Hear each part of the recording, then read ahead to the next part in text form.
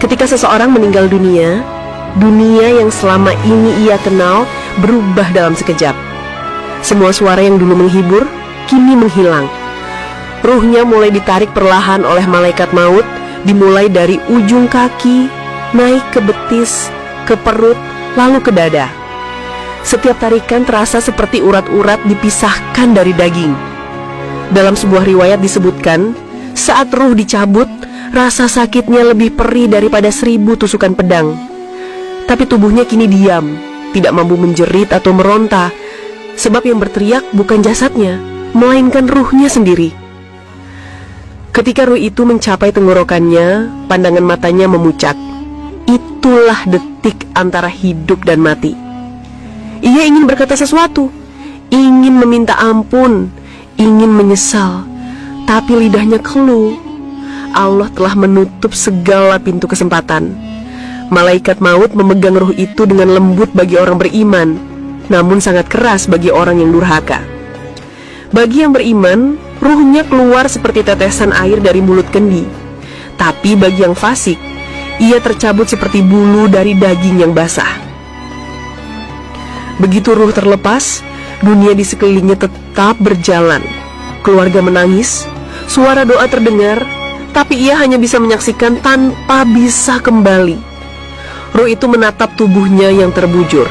Ia menangis.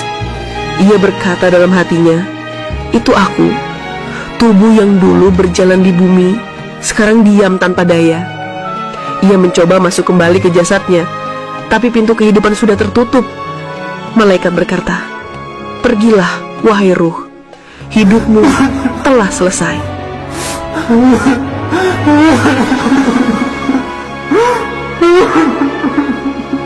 Namun belum berakhir di situ. Ruh itu dibawa ke langit untuk dihadapkan kepada Allah sesuai amalnya. Ruh orang soleh disambut dengan wangi semerbak, dibawa dengan penuh penghormatan. Sedangkan ruh yang durhaka ditolak oleh para malaikat langit karena bau busuk amalnya begitu menyengat. Tapi sebagian ruh masih menatap tubuhnya di dunia. Mereka belum tenang. Mereka tahu sebentar lagi jasadnya akan dimandikan. Dan di saat itu mereka akan merasakan sesuatu yang lebih dalam daripada rasa sakit kematian. Ruh itu bergetar di sekitar tubuhnya, menunggu apa yang akan terjadi. Ia mendengar langkah kaki orang-orang yang menyiapkan air, kain kafan dan sabun. Ia tahu mereka hanya ingin berbuat baik, tapi ruh itu takut. Karena setiap tetes air yang menyentuh tubuhnya, setiap gesekan tangan yang membersihkan kotorannya akan terasa bagai tusukan api bagi ruh yang belum tenang. Ia ingin berteriak, tapi tak seorang pun mendengarnya. Semua ini bukan dongeng. Ini adalah kenyataan yang disebut dalam banyak riwayat dan athar para ulama, bahwa kematian bukan akhir dari kesadaran, melainkan awal dari perjalanan yang panjang. Ruh tetap sadar, tetap merasa, tetap mengingat. Ia menatap tubuhnya, menatap wajah orang-orang yang mencucurkan air mata untuknya, dan mungkin menyesal, karena selama hidup, ia tak mempersiapkan diri untuk saat seperti ini. Dan disinilah permulaan dari jeritan ruh itu dimulai. Saat tubuh mulai dimandikan, saat air suci menyentuh kulit yang dingin, dan ruh berteriak dengan suara yang tak mampu didengar oleh manusia manapun di dunia. Tubuh itu terbujur di atas papan kayu, ditutupi kain putih yang lembab. Di sekelilingnya, keluarga berdiri dengan wajah duka. Air hanggit sudah disiapkan, daun bidara ditumbuk, dan sabun wangi telah diaduk ke dalam wadah. Semua tampak seperti prosesi yang tenang. Tapi di sisi lain, sesuatu yang tak terlihat sedang berguncang hebat. Ruh sang mayit berdiri di dekat jasadnya, menatap tubuh yang dulu ia huni, dan ia tahu inilah saat yang begitu menyakitkan, saat jasadnya akan dimandikan. Ketika air pertama kali disiramkan ke tubuhnya, ruh itu bergetar hebat. Dalam sebuah athar dari Imam Al-Ghazali dalam Ihya Ulumuddin, disebutkan bahwa ruh mayit akan merasakan setiap siraman air sebagaimana manusia hidup merasakan dinginnya air di kulitnya. Setiap tetes air, setiap gosokan tangan yang membersihkan tubuhnya dirasakan oleh ruh dengan rasa yang luar biasa pedih. terutama bagi ruh yang penuh dosa. Rasulullah Shallallahu Alaihi Wasallam bersabda dalam sebuah hadis riwayat Ahmad dan Hakim, sesungguhnya mayit itu merasakan sakit sebagaimana sakitnya orang yang hidup, maka perlakukanlah dengan lembut. Karena itulah para ulama mengajarkan agar saat memandikan jenazah, tangan harus lembut, gerakan harus perlahan, dan hati harus penuh kasih. Sebab ruhnya menyaksikan dan merasakan semua perlakuan itu. Ruh yang beriman menahan rasa sakit itu dengan sabar. Ia tahu setiap tetes air yang menyentuh tubuhnya adalah penghapus dosa. Ia mendengar lantunan doa dari orang-orang yang memandikannya dan hatinya mulai tenang. Malaikat berkata, "Wahai ruh yang tenang, bersabarlah karena ini adalah penyucian terakhir bagimu sebelum engkau kembali kepada Tuhanmu." Namun bagi ruh yang durhaka, setiap siraman air bagaikan tusukan bara api. Ia menjerit, berusaha menjauh dari jasadnya, tapi tidak bisa.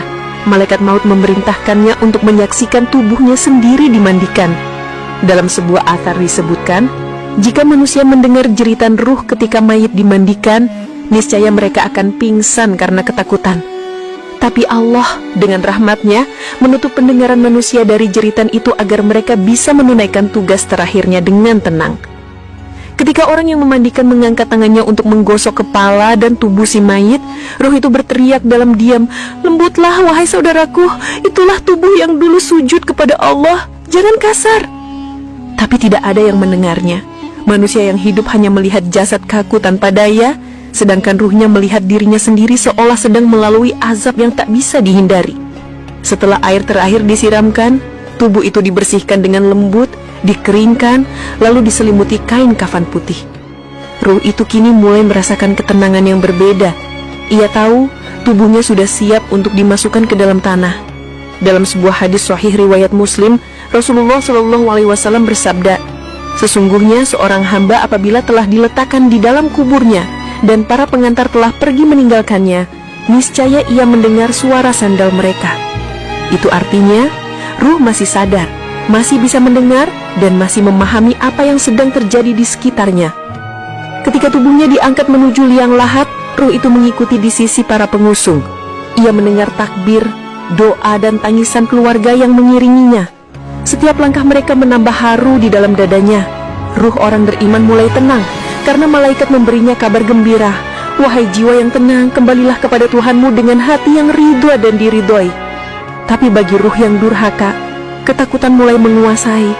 Ia tahu yang menunggunya bukan kedamaian, melainkan hisab dan pertanyaan di alam kubur. Saat kain kafan terakhir dililitkan, ruh menatap tubuhnya untuk terakhir kali. Ia mencoba berbicara, tapi tidak ada suara yang keluar.